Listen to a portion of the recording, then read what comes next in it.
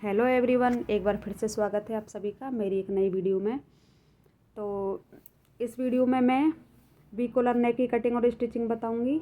तो चलिए मेजरमेंट शुरू करते हैं। तो देखिए, ये चौड़ाई में लिया है मैंने 3.25 इंच, आप 3.5 भी इंच ले सकते हैं। और चौड़ाई का निशान लगाने के बाद अब ये मैं लंबाई का मार्क कर रही हूँ। तो ये लिया है मैंने 10 इंच। आप 10 इंच लीजिएगा, अगर आप बच्चे के लिए बना रहे हैं तो कम लीजिएगा, लेकिन 10 इंच से आप एक्स्ट्रा मत लीजिएगा क्योंकि वो बहुत ज़्यादा नीचे हो जाएगा फिर देखने में अच्छा नहीं लगता। और ये 1/2 इंच मैंने अंदर की तरफ मार्क किया है। तो देखिए, इन दोनों निशानों को हम इस तरह से स्केल की हेल्प से वी शेप में ड्रॉ कर लेंगे, जैसे मैं कर रही हूँ। देखिए, बिल्कुल इसी तरह से। आई होप आपको क्लियर दिखाई दे रहा है।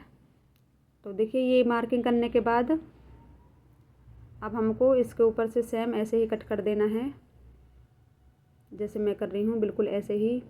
तो कुर्ती की कटिंग मैंने पहले ही कर ली थी। इस वीडियो में मैं बस आपको जो हमारा कॉलर नेक होता है उसकी कटिंग और स्टिचिंग बताऊँगी। तो देखिए, बिल्कुल इसी तरह से आपको भी कट कर लेना है जैसे मैंने किया है। ये फ्रंट पार्ट है मेरा और ये बैक पार्ट है। तो अब हम बैक पार्ट की कटिंग करेंगे। तो देखिए, फ्रंट में हमने 3.25 इंच पर मार्क किया था चौड़ाई में, और बैक में भी हम 3.25 इंच पर मार्क करेंगे और 1/2 इंच अंदर की तरफ लेंगे और इस तरह से इसको कटिंग कर लेंगे।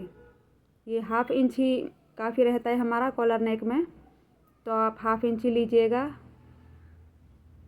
और ये कटिंग कंप्लीट हो चुकी है मेरी। अब हम इसको स्टिच करेंगे। तो देखिए, ये बैक पार्ट है, मैंने सीधी तरफ से रखा है, और ये फ्रंट पार्ट भी हमें इस तरह से रखना है कि दोनों की सीधी साइड अंदर की तरफ हो, बिल्कुल इस तरह से। और दोनों को शोल्डर से शोल्डर मिलाते हुए इस तरह से सिलाई लगा देनी है दोनों तरफ।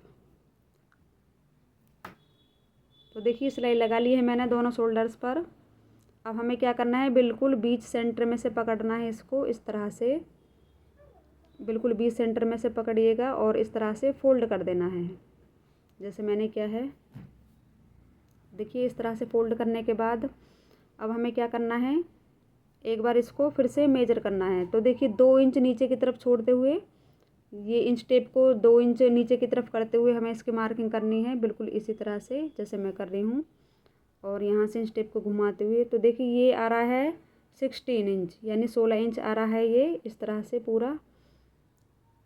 तो अब देखिए, अब हमें क्या करना है, एक स्ट्रिप्ड पट्टी लेनी है, यानी एक सीधी पट्टी लेनी है इसी फैब्रिक की, इस तरह से। और इसकी टोटल लंबाई है 32 इंच, क्योंकि जो हमने 16 इंच लिया था वो फोल्डेड था, और 16 का डबल किया तो आया 32 इंच। और ये चौड़ाई में लेनी है आपको 3 इंच, और इस तरह से फोल्ड कर देनी है बिल्कुल बीचों बीच में से। इसको अच्छे से प्रेस कर लिया है मैंने फोल्ड करते हुए, देखिए इस तरह से। अब हमें क्या करना है, उस पट्टी को इसमें अटैच करना है इस तरह से।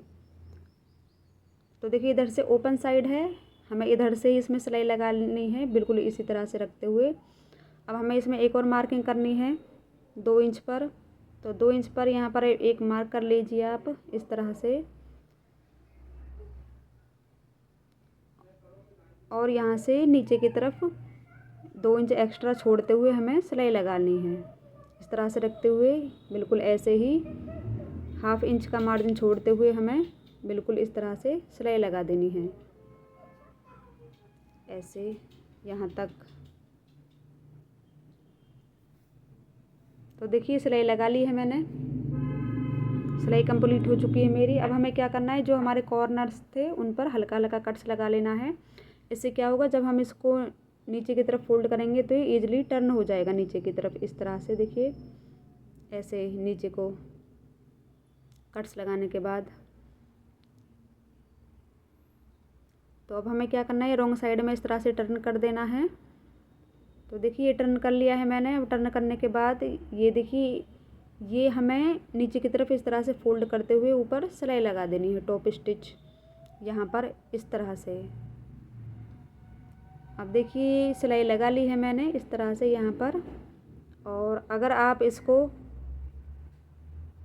इतना ही ओपन रखना चाहते हैं तो रख सकते हैं, नहीं तो आप इसको ओवरलैप भी कर सकते हैं 2-3 इंच का। तो देखिए मैंने 7 इंच तक ओपन रखा है ये, और यहाँ तक सिलाई लगा दी है। तो देखिए ये मेरे नेक का फाइनल लुक है।